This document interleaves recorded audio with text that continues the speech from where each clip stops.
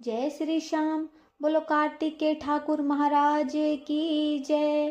कार्तिक मास बड़ा ही पावन मास है। इस मास में हमें कार्तिक मास की कहानियाँ और कार्तिक मास का महात्म अवश्य सुनना चाहिए। कार्तिक मास में तुलसा जी की पूजा का भी विधान बताया गया है। कार्तिक मास में हमें सुबह और शाम दोनों समय दीपदान अवश्य करना चाहिए। कार्तिक मास की शुक्ल पक्ष की नवमी को आंवला नवमी भी कहा जाता है।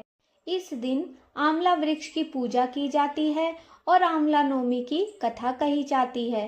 तो चलिए कथा शुरू करते हैं। बोलिए कृष्ण भगवान की जय। काशी नगरी में एक निसंतान धर्मात्मा तथा दानी वैश्य रहता था।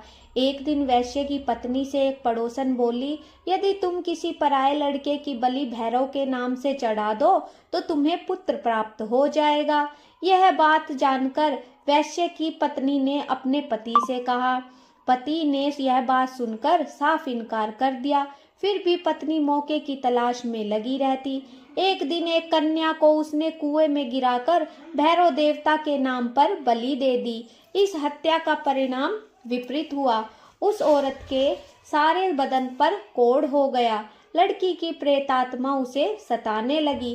वैश्य के पूछने पर उसने अपने पति को सारी बात बता दी। इस पर वैश्य कहने लगा, गोवध, ब्राह्मणवध तथा बालवध करने वाले के लिए इस संसार में कहीं जगह नहीं है।